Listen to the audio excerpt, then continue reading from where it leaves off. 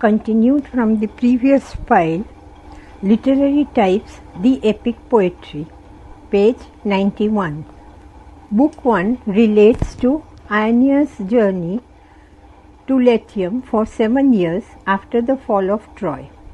Juno, knowing that a race of Trojan origin will threaten her beloved city, Carthage, incites Aeolus to raise a storm on the Trojan fleet. Some of the ships are wrecked, but the remaining ships arrive at Carthage and were kindly received by Dido, the widow queen of Carthage.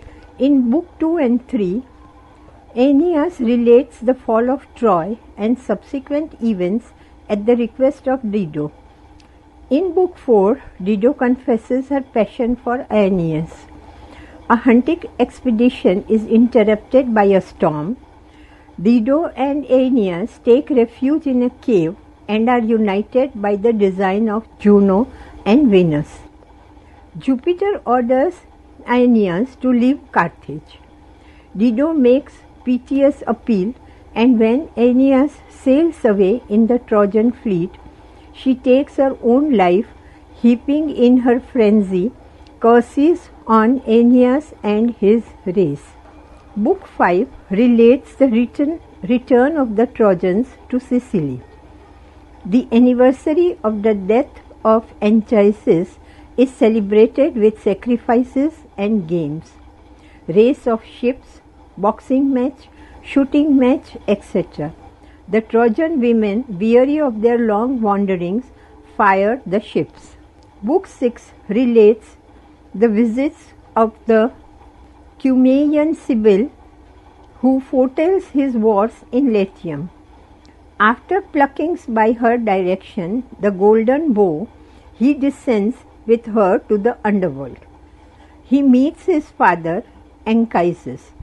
This book contains the memorable lines on the destiny of Rome. Book 7 describes the arrival of the Trojans at the mouth of the river Tiber.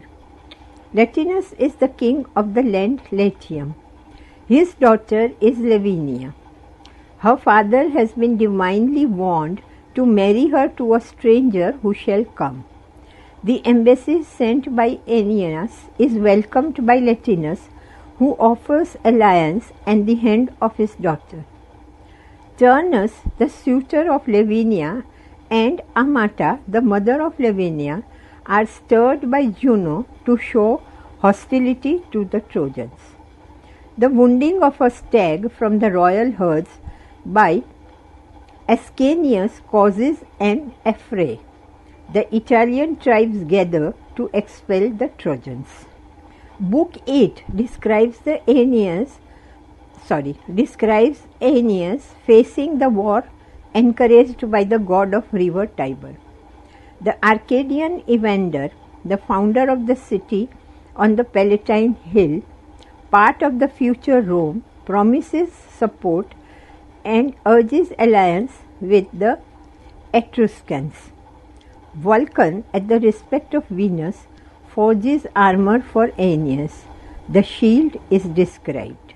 Book 9 relates the blockade of the Trojan camp by Turnus and the burning of Trojan ships. Neptune turns them into sea nymphs. Aeneas is summoned by Nisus and Euryalus. Ascanius performs his first exploit. Page 92. In Book 10, the gods debate in Olympus.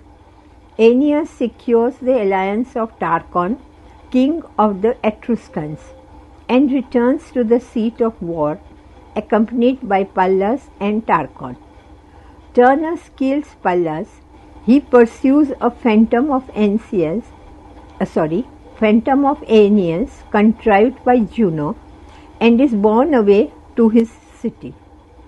Aeneas wounds Mezentius, whose son Lausus tries to save him.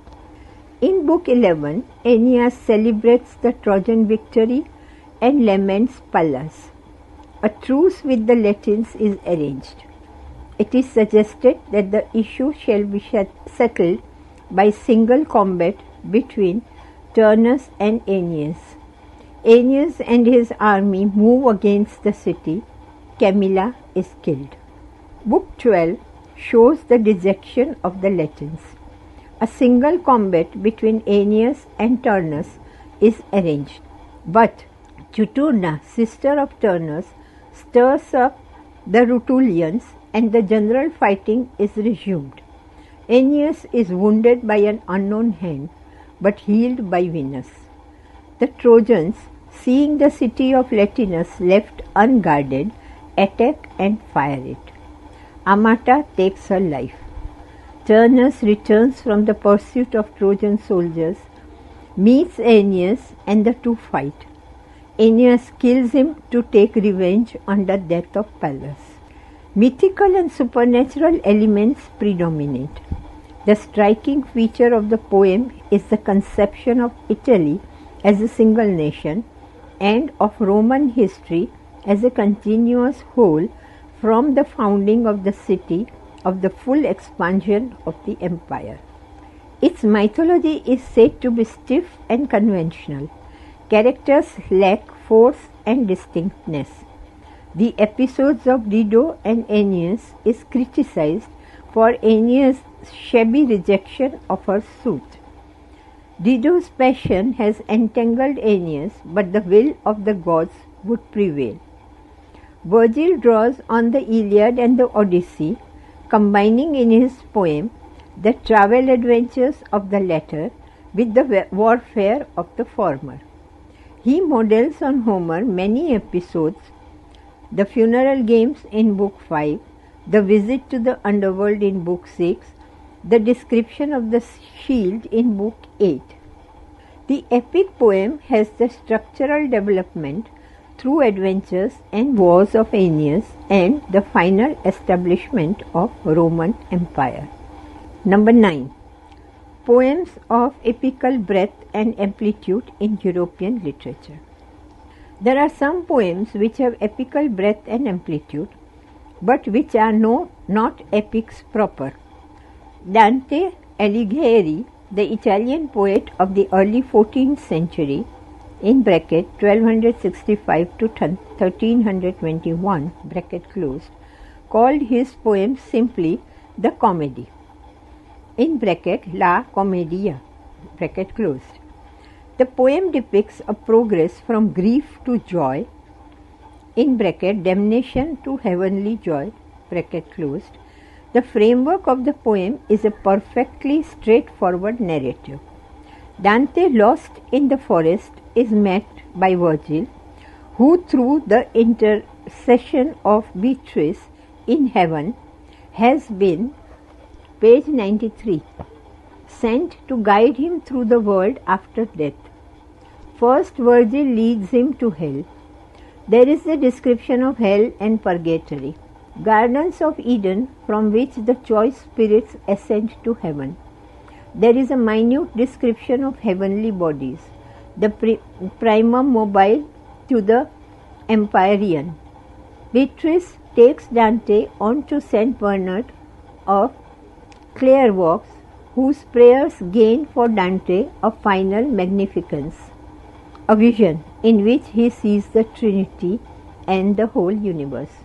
With the moment of illumination, the journey and the poem end. Physically, the poem is organized about this journey, but structurally, the work is organized on the symbolical meaning of hell, purgatory and heaven. The first canto is a general introduction, and each of 3 sections has 33 cantos. Each of the 3 departments of the afterlife consists of 7 parallel divisions plus 2 not exactly parallel to these, in bracket making 9, bracket closed, plus 1 of a totally different sort, in bracket making 10, bracket closed. The topography and architecture of Dante's world are worked out in consistent symbolic detail. Literally, we have a picture of man lost in a forest, but there are 3 different allegorical meanings. The dark wood is a state of spiritual desolation, in bracket theological, bracket closed. It is the anarchy of Dante's Italy, in bracket political. It is an evil way of life, in bracket moral, bracket closed. Literally, it describes the state of soul after death. But Dante's purpose is to lead men from a state of misery to the state of happiness. Ludovico Ariosto, in bracket 1474 to 1533, bracket closed, is a great poet of the later Italian Renaissance. He was attached to the Este court of Ferraras, which he served successfully as statesman and administrator. Orlando Furioso was a continuation of a romantic epic, Orlando Innamorata, by Boiardo. Ariosto retells the tale of Roland with greater mastery of language and construction than Boiardo in the Ottawa o Rima. The story is episodic, one set of persons yielding to another and reappearing in the narrative a canto or two farther on. But underlying the whole of this fast-moving story of infinite ramifications is a spirit of slight mockery, only half conscious perhaps, which emerges most fruitfully in such a description as that of Ariosto's journey to the moon in search of Orlando's wits. But there is another side to Ariosto's achievement, his power of developing character and situation, of showing the stages of the Amazon Bradamante's passion for Ruggiero, in portraying the loves of Isabella and Zerbino. If he lacks the high seriousness of the epic poet, he was at least a zest for the pageant of life, which makes him an artist who wrote entirely from an artist's standpoint without philosophy or religion. Page 94. Torquato Tasso, 1544 to 95, in brackets, is another Italian poet attached to the court of Ferrara.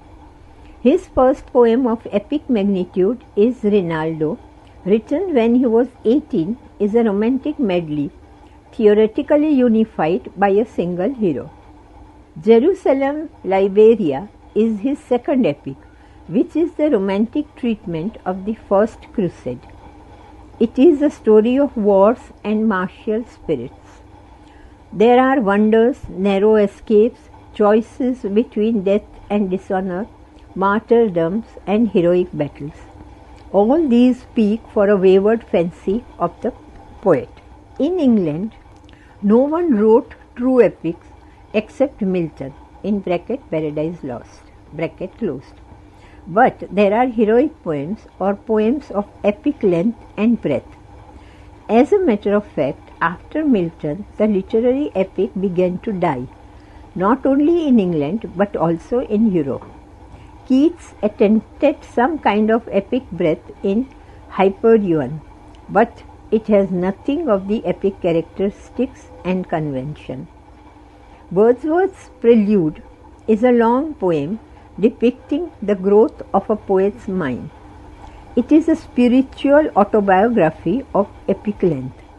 It is a personal and subjective and lacks the objective narrative technique with broad similes and other features of an epic. Spenser's The Faerie Queene is the most ambitious of all English poems except Milton's Paradise Lost. If it was less romantic and more controlled, it would have been a great national epic.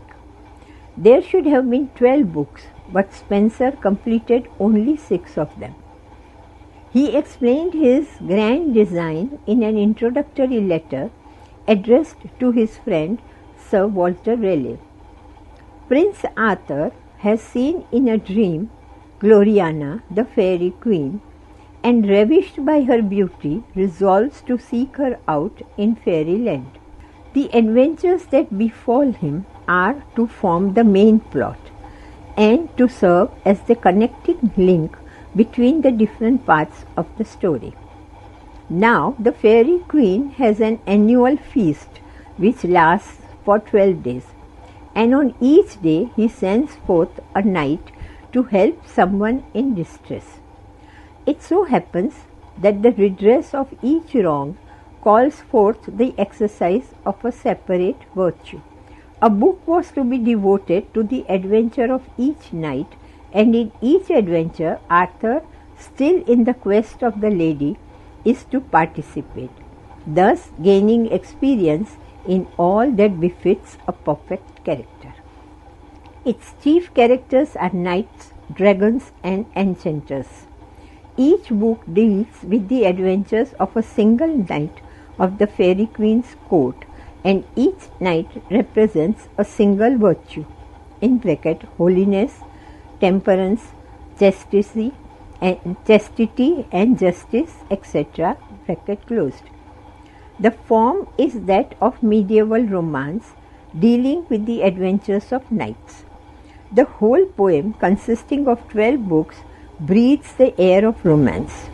The fusion between poetry and philosophy has been effected through the allegory. Page 95. Spencer has said, quote, "Fierce wars and faithful love shall moralize my song." Unquote. The moral purpose underlines the poem. Quote, "To fashion a gentleman in virtuous and gentle discipline." Unquote. Moral allegory is the backbone of the poem, without which it would fall into a mere heap of disjointed episodes. However, its poetic qualities are unmistakable. It is a gallery of pictures, and Spencer depicts a large number of characters. Its word painting and its rich details raise it to an epic height. Quote, "The flashing fireflies, as from them a forge out of their burning shields, and streams of purple blood now dyes the verdant fields." Unquote. In Book 1, there is a high proportion of great contests, of which the overcoming of Orgoglio by Prince Arthur and slaying of the dragon by the Red Cross Knight are the most successful. Spencer's strange imagination finds ample scope in the presentation of the grotesque and the macabre, especially in Juvessa's journey to the underworld, in the allegorical description of the 7 deadly sins, and in emblematic figures like ignorance and despair. The 6 books are united by the character of Prince Arthur, who appears in each book. Spencer invents a 9-line stanza, of which 8 lines are in iambic pentameter and the 9th line is in hexameter. As an epic, it is a failure, but it is a magnificent failure. The pace is too slow, and Spencer uses strange antique language. The allegory is confusing, but still it is an ambitious work of a great poet. The Davidies of Abraham Cowley, in bracket 1618 to 67, bracket closed, appeared in 1656, 11 years before Paradise Lost. It is an unfinished epic in 4 books on the biblical stories of King David. The only epic English poetic work to achieve an epic grandeur in any way comparable to Paradise Lost was The Dynasts, a magnificent dramatic poem on the subject of the Napoleonic Wars by Thomas Hardy. The Dynasts was described by its author as an epic drama. In 19 acts and 130 scenes, this vast epic drama traces the Napoleonic Wars from 1805 to 1815. Part 1 begins with Napoleon as newly proclaimed emperor, locked in battle with Pitt. Part 2 starts Napoleon at his height of power, but gradually the star of Wellington rises in the peninsular campaigns. This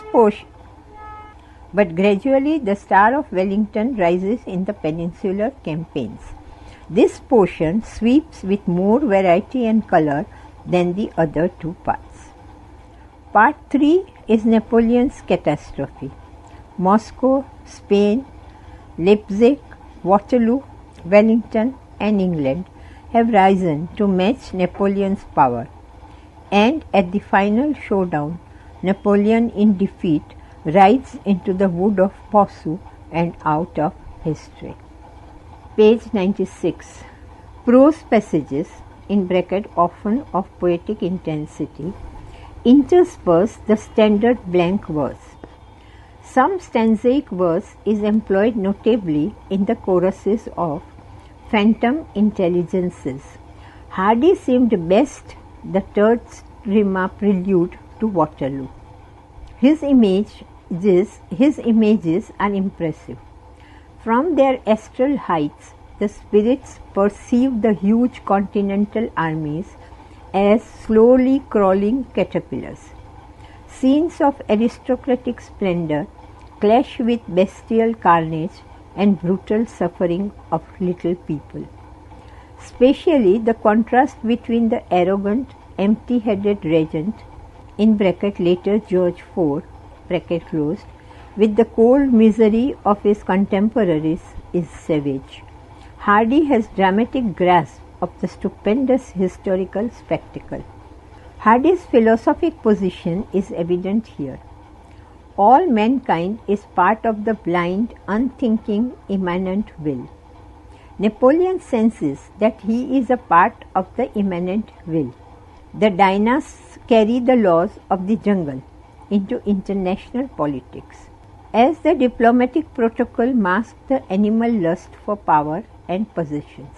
The concluding quote after scene unquote, set in the overworld lyrically and optimistically, pleads that the consciousness and sensitivity that have developed in man shall also develop in the impersonal drive of the universe.